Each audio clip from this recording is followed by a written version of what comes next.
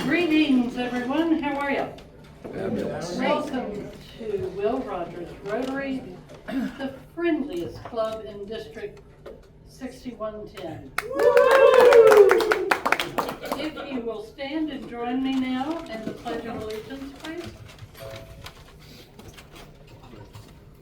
Allegiance to the flag of the United States of America and to the republic for which it stands, one nation under God, indivisible, with liberty and justice for all. I always want to follow that with play ball. I will play ball today. Okay, our words of inspiration. I'm going to take a few pieces of a message that Susie shared with us that came from, I think, a district governor. In life, we're not always going to see eye to eye with everyone. Some people will challenge the way we think or do things, and that's okay. In an organization of 1.2 million people, there will always be different perspectives, different styles, and yes, even some friction. Don't let a few moments, difficult moments, overshadow the incredible good we achieve together. So let's always work together for the good of our organization. Here, love it. Today we have some visitors. We have a visiting Rotarian from Downtown Club, John. And I have a dear friend, Christy Osborne, who is visiting with us today.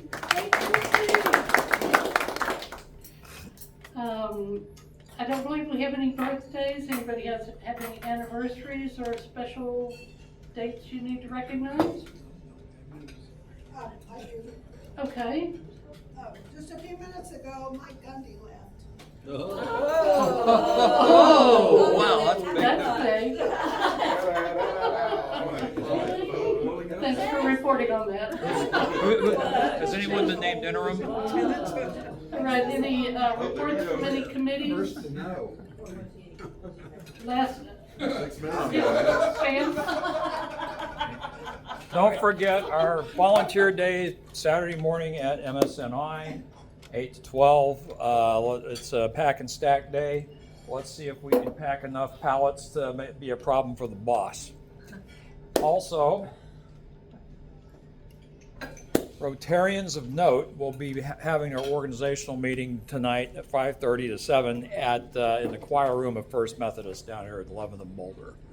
And all Rotarians who enjoy singing in a choir type organization, this is going out to you, and I'll be there, of course. Anyway. We're opening it. They have opened it up to everybody, not just men. And by the way, one other thing about Saturday morning, who wants to bring bagels and gluten-free muffins? I thought we assigned that to you last week. You did. Can we see a show of hands of who's planning on coming on Saturday? Okay, great. Hey, anything that doesn't get eaten, DJ takes, and then leave it. I'm sure. And thanks for sharing that. And I was going to report on last week, we had a great meeting, initial meeting for Holiday in the Woods planning, and we'll be continuing to have some discussions about that. And I'll send a follow-up email about a summary of the meeting and some of the things that we need to work on. So thank you for everyone who participated in that. Okay, so we've got, you already shared with us about MSNI coming up. We have a board meeting next Tuesday on the 30th at 4 o'clock at Mabry Bank on 21st Street. And then following that, Susie and Robert, I don't know if Rob is in on this, but at your house anyway, the Morgan's house, we'll be hosting a new member orientation. Did I mention that? And people who are interested in Thanks for becoming. letting me know. Yeah, I just wanted to make sure that's on your You're calendar. invited, Rob. So be great information. If anyone wants to participate in that, let us know. October 8th, we have a social and that's a Wednesday evening, and it's from 5 to 7 at the church studio, and we'll get a tour, which will be lots of fun. October 20th. Wait, I'm sorry, can I say something about October 8th? Yes, We please. talked about going to dinner somewhere after that. Okay. And somebody mentioned, I don't remember who it was, across the street from the church studio is, I don't remember the name of this restaurant. Freeway, what? Freeway Oh. Cafe, I believe. Freeway Cafe? There's a Well, couple more over. There's more, there's a little bit. There used to be Marrakesh, I'm not sure if it's there, but 918 Naples is there. Oh, yeah. Okay, well, There's a- can we just decide and send out, Sure. vote on it, or? Yeah, if Big you'll shrimp tacos. pick a place and tell us where to go, that'll be Yeah, just and then perfect. we'll do a sign up. Okay, great. Next. Yeah, Oh, do we that'll be do- fun. We don't Abby, meet this is next your chance week, to tell and us do where to we go. meet this, Might next need to do it week? today. Hey, We need to do a sign up today? That's a good point, probably. Okay. I want it. Okay, Sorry. all right. Didn't realize we- And then a reminder, on October 24th, we're gonna have fun playing a little bingo and dining at Village Inn, all for the purpose of raising money for polio prevention. And of course, save the date, November 18th, for a holiday in the woods at Southwood Garden Center. And if anyone has any candidates for RILA, let us know. And Jenny, did you bring the list of what they were needing for RILA as well? Yes, on the table, I did 2 or 3 copies. This is the first year that RILA has put together a wish list. So if you want to sponsor something individually, or if you would like to order something on Amazon and send it for all the students that are there, I think everybody got an email, because it looked like it came through P-mail, but I'm not sure. But I went ahead and printed out what it was, and so if you want to donate individually or order something for them, the information's on this sheet that's going around. If we don't get any kids, would we spend that money to do something like this, or no? Oh, We could. we could. We've budgeted Yeah. for kids, and if we don't get anyone, That's what I thought. the head of RILA, Matt Hancock, I did finally hear from him, Susie and I, last night, and he is going to scoot over and give a little pep talk at Will Rogers High School tomorrow Oh, at good. 12:45. Good. And so we're hoping we get a couple of signs, cause, you know, he's the main man with it, and he said he could run over and do that. So we hooked him up with this teacher that's in charge of the junior class assembly. And so he's gonna start that off, so hopefully we'll get somebody. If not, the club will just send something to RILA. Perfect, Okay. thank you. Susie, Yes, ma'am. you're up. Here's another card. Oh, While Susie's getting up, I'll tell you that one of the best ways for recruiting to Rotary is to take someone to MS&I with you. Service is, again, the best way to increase our membership, and also a great way to get young people to know more about Rotary. So I would highly encourage you to think about who could you take to MS&I on Saturday and show them what Rotary's all about. and it's fun. And I won't be there, I'm sorry. Okay, someone put $1 in the happy bucks. Who's happy? For what? Oh, Larry's happy. It was me. Okay. Tell me what it is, Larry. Well, All right. my son lives in San Francisco. He's an artist. And how many here are familiar with the Salesforce skyscraper? Yeah. Are you? Was it did it used to be the Transamerica building? No, Oh, not that one? it's different. Oh, okay. Well, at the very top, 6 floors, there's 11,000 LED lights that they allow artists in San Francisco to put a piece of art up there if they qualify and if they're selected. Well, Jeff was selected. Oh my God. And we found out Thursday, and it will be on display 19th to the 21st of December. And then all through July from 9:00 p.m. to dawn. Oh, that's so exciting. So we gotta go to San We Francisco. finally hit it. He hit it big. Son. That's great. Yes, ma'am, Pat. That gets to tell us where to go. We are happy that we have a 1-year-old grandson. Oh my gosh, I can't believe he's a year old. And Wow. we also have a 22-year-old granddaughter, so we like to spread them out. Way to spread them out, right? Patty? I just want to throw that in there because I've been wanting to get Christy to come visit for a while, so I'm happy to have her here. All right. Oh. I don't have any dollar bills on me. I I'll have do. to make up for it. October 9th, it's a Thursday after the church studio. My work at River Cross was having an open house.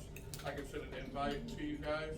It's Wizard of Oz themed. It's gonna be decorated all up with Kansas and a tornado, and Emerald City is an open bar. Open bar. All right. Specialty drinks, Osmopolitan, and something else, I can't remember, a Wicked something, Wicked Apple. But y'all are all invited to that. If you can make it, let me know, but I'll send, can I send a link to you guys to put in the weekly email? Yeah, I can put it, no, I can't put it on the website, but. Yeah, not on the website. But look for us in Vintage Magazine too, we can advertise for us. Okay. Y'all are here? More about River Cross. Anybody else have happy folks? Well, I'm happy that we're all here. You know what that means? We have not been raptured. There is still time. It's today or tomorrow, right? That's right. Or next year. I'm not following that stuff. I don't know. How do you It already happened. You're allowed.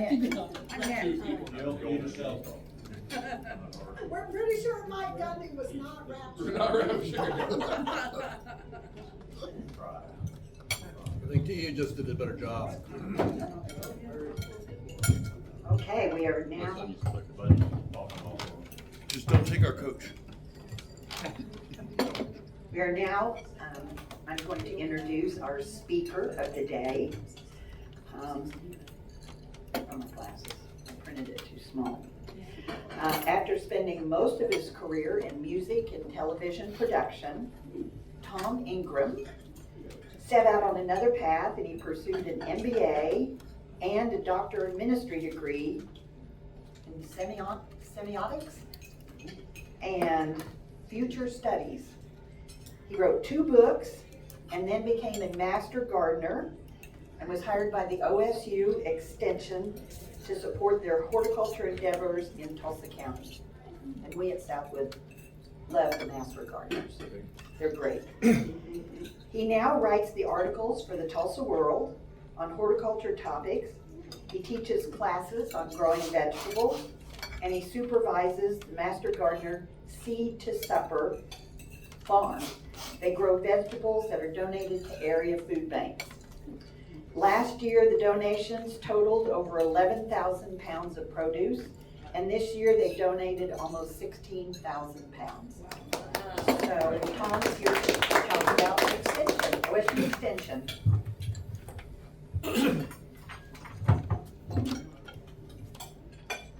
Thank you very much. I don't know if I can hold this because I'm a hand talker. Is it okay if I just speak up? Can you guys hear me? No.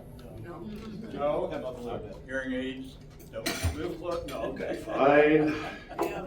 There we go. So yes, my name is Tom Ingram. I've had a very varied past, done lots of things, worn lots of different hats, and find myself here. As far as our program is concerned, I'm kind of a hybrid because 2015, so 10 years ago, what led me to the Master Gardeners was I thought I was a good gardener before.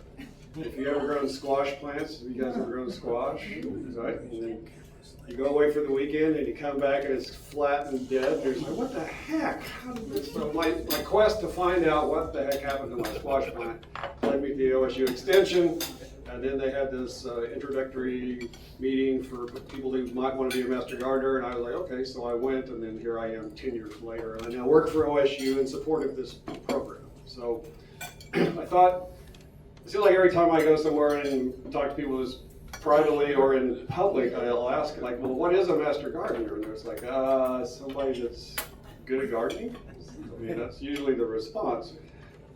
But actually, it traces back, we can trace this all the way back to Abraham Lincoln, believe it or not. Abraham Lincoln in 18-something or other signed what was known as the Morrill Act, M-O-R-R-I-L, not M-O-R-A-L, the Morrill Act, which established the law that would help land-grant universities be formed. The land-grant universities, you may or may not know, have a little bit different mandate than just a normal university. A, of course, there's education. And B, there's research. And then C, there's extension. And extension is sharing that information with the general public. So the OSU has an extension. We've got, OSU has offices for extension offices in almost every county. And almost every county has what we used to call ag agents. You've probably heard that term. Now they're horticulture educators. I always have a hard time saying that, but they're ag agents. They're ag agents. Some of the more remote counties share one of those, but in Tulsa we've got two ag agents, one specializing more in horticulture and one more in agriculture. And so somewhere along the line in the history of the extension services throughout the country, they decided that this was a lot for one or two person to be in charge of. Like Tulsa County, Tulsa Metro, we got 1 million people or something. If you had one or two people that are supposed to be in charge of all that, disseminating that information, that's a challenge. So I believe it was Washington State University started the first Master Gardener program as kind of an auxiliary to support the efforts of the local extensions. So in Tulsa, we've got about 350 Master Gardeners, which puts us in like the top 5 or so, which having that many people enables us to do a lot of things that a lot of smaller Master Gardener groups can't do. So today I thought I would just talk about some of the things we do in the community. And I'm pretty proud of that. I'm good people. Volunteers are good people. You know, I'm just always amazed at how hard volunteers will work. I've got a friend who was in my class, and we were talking one day about the fact that we were busting our rears out in the heat for free. And he's like, well, you know, Tom, you couldn't pay me to do what I do for the Master Gardeners, which is true in some cases. But anyway, so my clicker's not going to work, but that's okay. All right. So first off, as far as what is involved, the Master Gardener, the Tulsa County Extension Office is on 15th Street, just north of the fairgrounds between Harvard and Yale. There, has anybody ever been to the Extension Office here? 1, 2? A few people. So yeah, it's a well-kept secret for no good reason, but it's there. There's lots of things going on there. The Master Gardeners are one part of that. There's also 4-H. Whenever 4-H is out of there. And then there's a group of people in family and community services. They train and teach people how to prepare nutritious, cost-effective meals that maybe they might not know otherwise. And around our building over there, we've got some beautiful gardens. There's a group of Master Gardeners that maintain those gardens. They're open during daylight hours every day. You can go over there and walk around. Each plant has an identifier on it saying what it is. And there's information on our website on more information about that plant, whether it's sun or shade, et cetera, but you can go walk around and get ideas for your home gardens. If you're looking for something for the shade, we've got shade. If you're looking for something for sun, we've got sun. But it's free and it's there. We have people that on lunch break will go and bring their lunch and just sit there in the flowers and eat lunch and go home. So it's a resource that's available. Lots of hours go into taking care of that. We had 2 Master Gardener gals join us this last year, and it turns out that they're artists. And so they said, what's this blank door doing there? We could make that blank door look better than that. So they painted that on there, and it's very nice. We maintain a diagnostic center there. You can email phone or walk in, we get some of the craziest stuff that walks in the door. I was there one day and some gal came in with a bucket with a lid, which is not a good sign. We're like, what's in the bucket? She's like, well, it's a snake. Like, no. She said, but it's dead. No. So she got diverted to wildlife and game resources. That's like master gardener. But no, people are there Monday through Friday from 9 to 4 to help out with any questions you may have. And they're good volunteers. This particular gentleman here, Lee Cutner, he's like one of the first guys I met. Lee was a master gardener for 25 years.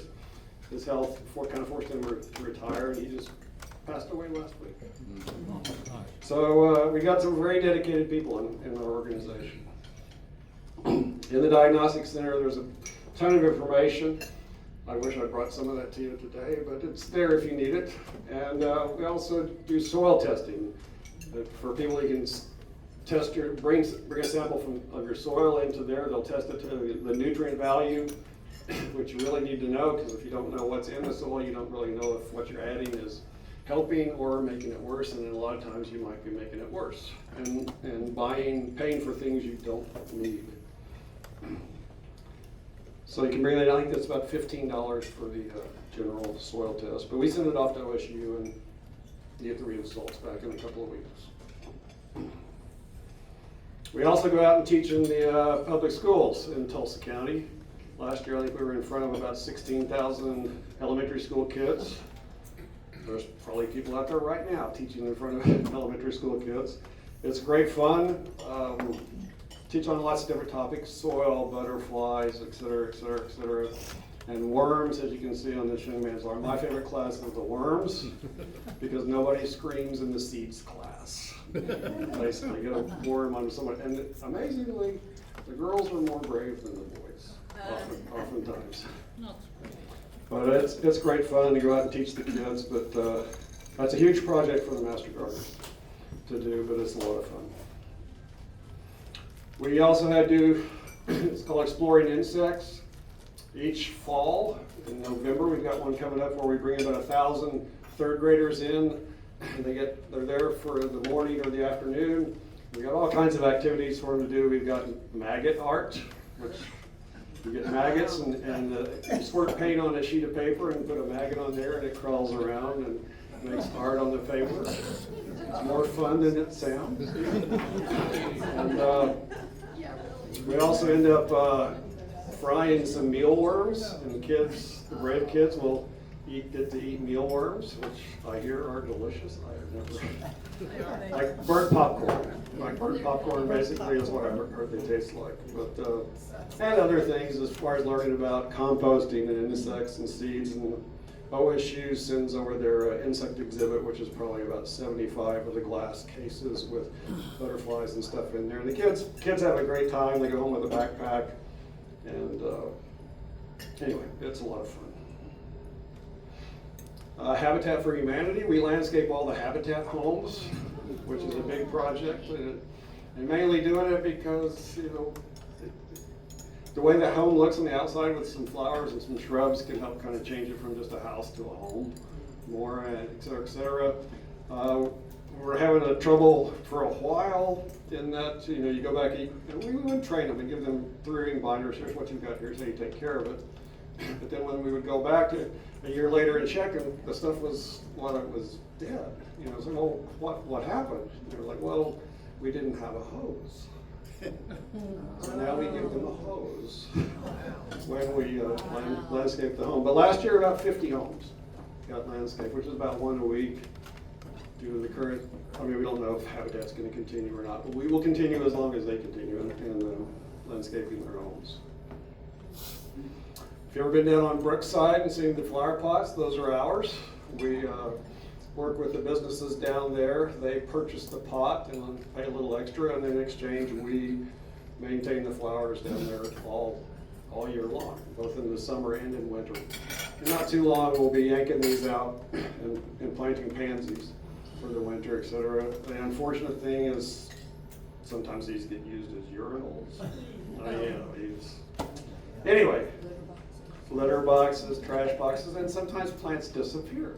Somebody goes by, this will look good at home, and take it home, etc. But next time you're down on Brookside driving by and you see all these flowers, go, oh, I know about those flowers. Check the time, I know when over my time. A couple years ago, we started a new project with the Tulsa Boys Home. We got involved with their, working with them, helping them, and we just would do a summer program 5 days a week out there. You know, we were their summer school for the summer, and doing teaching them horticulture and how to grow stuff. And they've got a very nice greenhouse out there as well that was in disrepair. So we helped fix up the greenhouse, and then, last year we built these raised beds out there, and they've got soil in there. They've been growing stuff, and then more recently they want to expand to not just use this as kind of educational, but to actually maybe give the kids a skill and supplement the food out there. So they've got a 50 by 50 area that they're expanding to use to grow food to actually help feed the boys out there. But as you can imagine, you know, you don't end up at the boys' home if you've had a lot of success in life. You know, these are kids that are beat down, and if you hear their stories, it's just, you know, it's hard. It's just absurd what they've been through. But if you get a kid out in the dirt, planting a seed and growing something, they get to be successful at something. This is something they grew, and this is something I grew. And the gal who works with us out there most of the time will say they'll be walking by and just yank a cucumber off the plant, and they just continue on their way, munching on a good cucumber, because they grew that cucumber, right? So, I mean, it's not without its challenges, but we also, she mentioned our farm, which I'll also talk about. They come out once a week and help us at our farm, and it's corn harvest time, and we have a corn boil, and never seen boys eat so much corn in my whole life. But it's a lot of fun. And then she mentioned our farm, our Seed December farm. This is a project we started about this is our 5th year. And we wanted it to do it for a long time, but we didn't have, you needed land, you need equipment, you need all that stuff. And when that was the gating issue for us. And at one point, the guy I worked with at the extension there had this bright idea, which we should have had years before, but OSU has research stations throughout the state. There's over 20 or so research stations throughout the state, and they happen to have 100 acres in Bixby. We got 137th in Mingo. So the bright idea, well, let's ask them if we can have some of that land out there. And we asked, and they were like, sure, how much do you want? So they gave us access to almost 3 acres out there. And so then our choice was, well, do we spend a year preparing like we probably should, or do we just do it? So we just did it. And our first year we got about 5,000 pounds of produce out of it. And like she said, last year I think it was almost 12, and right now we're at about 16.5 or something. But you know, growing stuff in Oklahoma can be a challenge, right? I mean, if you ever try to grow things, especially when we go through a monsoon season like we did this year, like 2 feet more water than we normally get, which was horrible for most of our crops. A lot of them got flooded out because they sat in water for 2 weeks. But the corn loved it. I mean, the corn just like ate it up, and we kept dumping fertilizer and more rain. And so last year we got almost 5,000 pounds of corn. This year we got almost 13,000 pounds. Wow. Of course, that translates into about 10 or 12 pickup beds full of corn. And so at that point, the challenge becomes, what do we do with all of this corn? Because our primary partners that we donate to are in Bixby, the Bixby Food Bank and the Jinx Food Bank, and they can't handle that much corn. And we've expanded out now with Catholic Charities and Iron Gate and others, but that's still, I mean, a lot of corn. So ups and downs in the weather is good for some things and not so good for others. But that's a picture of our little farm out there and the harvest that we get. Insects are a problem. Back in the distance there is the field corn. And so we grow the corn. The corn's pretty fun. You can eat corn raw, did you know that? Yeah. It's pretty delicious. Very sweet. it might upset your digestive system. And that's the group that was out there for our corn harvest this spring, July-ish. So I take a lot of pride in that project, because that's if I'm not doing what I'm supposed to be doing, I'm out at the farm.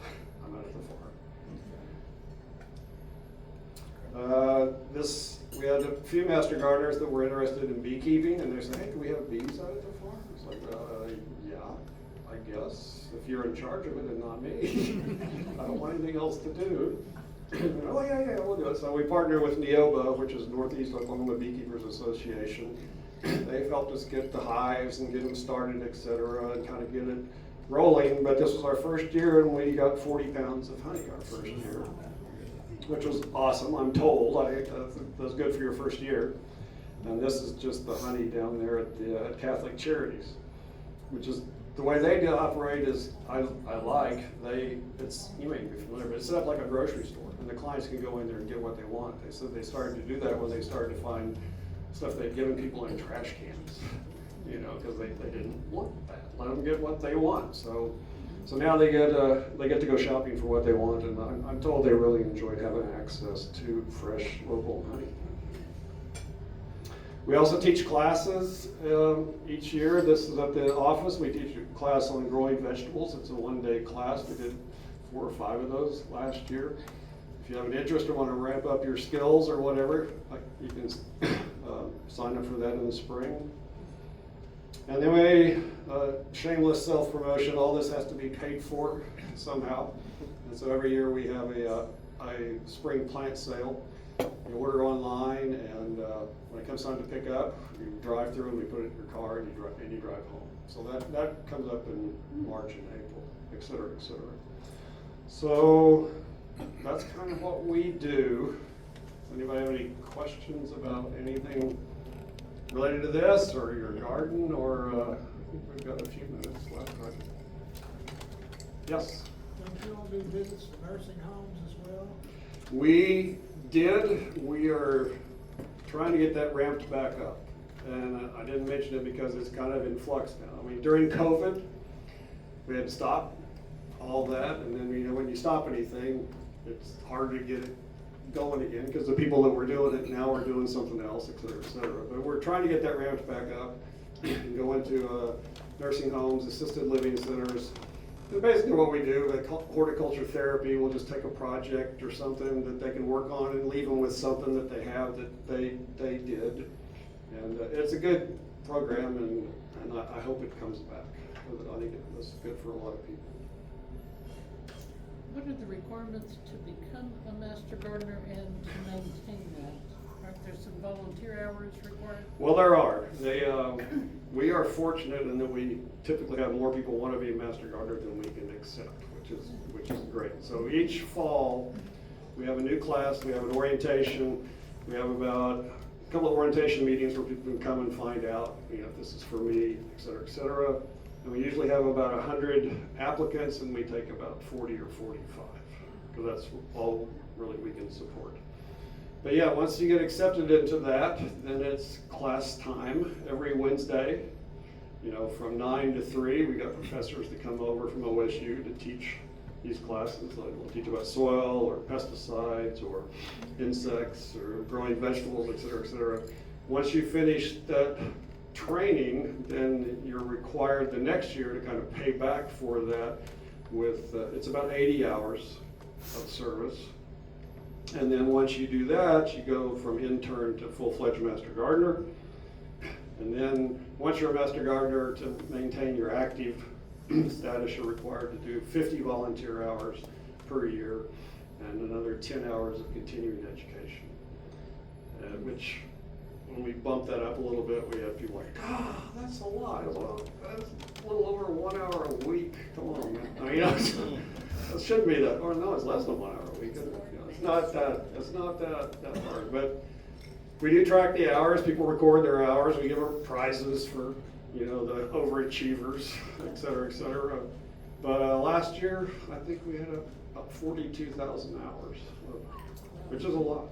I mean, at one point they put a monetary value. If we had to pay for this, it was about $300,000. donated to the city of Tulsa. So, yeah, but yeah, people walk away, but one thing is that it's training to become a volunteer. Sometimes people think, well, I just want to take this class. Yeah, but it's not, you know, we're training you to be a worker, essentially. Yeah. Yes, sir. Are you 501c3? Well, there's two, yes and no. I mean, the organization associated with the university is just associated with the university. We maintain a separate, the Tulsa Master Gardner Foundation as the entity that helps raise the funds and fund this organization. So yes, that is, like, technically the group that does the plant sale is the foundation. Okay. And all the monies go to the foundation, and then they do, I have to submit a budget, and they approve the budget, I and, get you know. what you're saying, that makes perfect sense. Yeah, no, if we had to depend on the state to do what we wanted to do, there wouldn't be funds to, that's just the reality of education, state organizations. Yeah. Yes? How are we doing on ridding Tulsa of the Bradford pear? Have you ever seen my post on the Redwood? No. I thought it was great. For the last 2 years, I stumbled across something that was a similar, but I thought it could have been done better, so I just redid it for here. But I posted a picture of a Bradford pear. It's just a little announcement, and that it's Bradford pear pruning season right now. To prune a Bradford pear, get your chainsaw and make a horizontal cut at the base of the tree. I thought it was funny. That thing went crazy. I think we had like 2 million views. It went everywhere. So, but yeah, I always get some pushback on it because, why are you down talking my Bradford? I love mine. You know, it's like, well, have you driven around the highway and seen these fields of white flowers in the spring? Those are all Bradfords, and ranchers hate them because they'll grow out these thorns. Like, I mean, that'll puncture tractor tires. That's for those who don't know, the Bradford pear was a hybrid that was made to make a nice ornamental tree that didn't produce fruit. Well, it didn't produce fruit, but it still produces these little berries, and those little berries get eaten by birds and then get deposited, and then it reverts back from this hybrid to its origin story, which was this calorie pear, which had these big thorns on it. So that's what springs from the seeds of these Bradford pears. Anyway, yeah, just say no to the Bradford. Yes, sir. Do you see a growing trend towards organic farming versus traditional? Yes and no. I mean, the reality is, for the home gardener, organic is a lot easier to do than for somebody that's doing it commercially. And just for us at our farm, we try and do organic as best we can, but I've yet to find an organic pesticide that will kill a squash bug. And so from there, I ramp it up to one that's called permethrin. It's a synthetic, but it's on the safer side of the synthetics. Most of the pesticides will have a information on there that'll talk about it. It's called the pre-harvest interval, meaning how close to when you harvest can I safely use this product. Well, permethrin is 1 day, which to me is, okay, that's pretty good. On some of the synthetics, it might be 3 or 4 weeks. So if somebody were to spray their vegetable with that and want to harvest and eat it, they've got 4 weeks before they could safely do that. So we try very hard out there, but there's a lot more interest as far as on the home grower on organic gardening. And it used to be harder to find the supplies. Now, because there's more people interested, a lot of supply and demand, you can go to Lowe's and Home Depot and they've got organics, which they didn't used to have.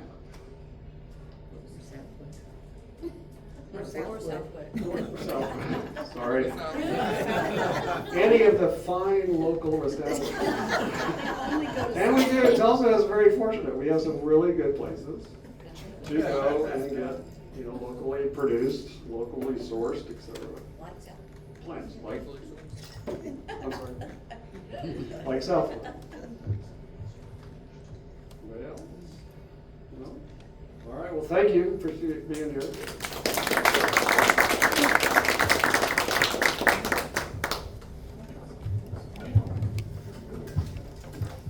We want to thank you. Here is the coaster from our Rotary Club.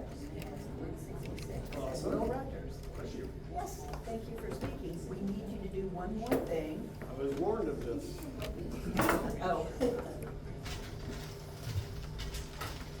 So what's the prize? We're up to $222. Woo! So half of that. Half of that, which is easy, 111.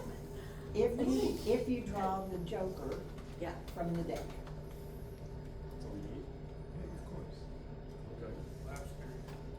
Last three. 4, 5, 6. 4, 5, 6. Is it Susie? No? Oh, it's not Susie. Oh. It's rigged. He did tell me if I pulled his, we could split. All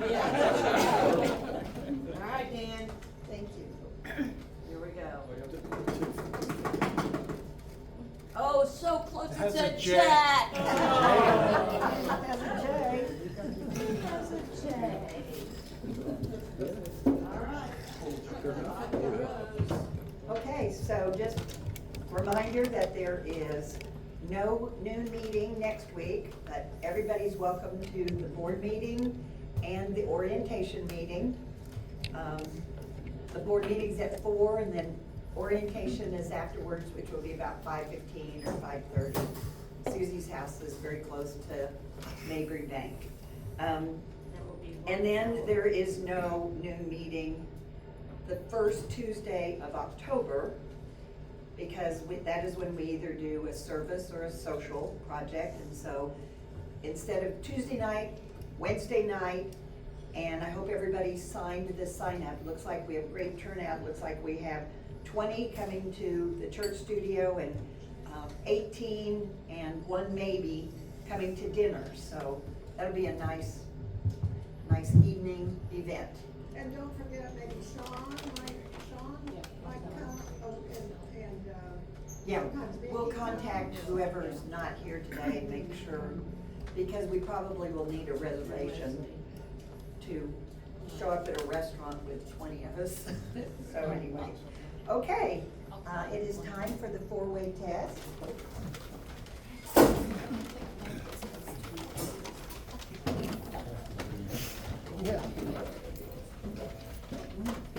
Is it the truth?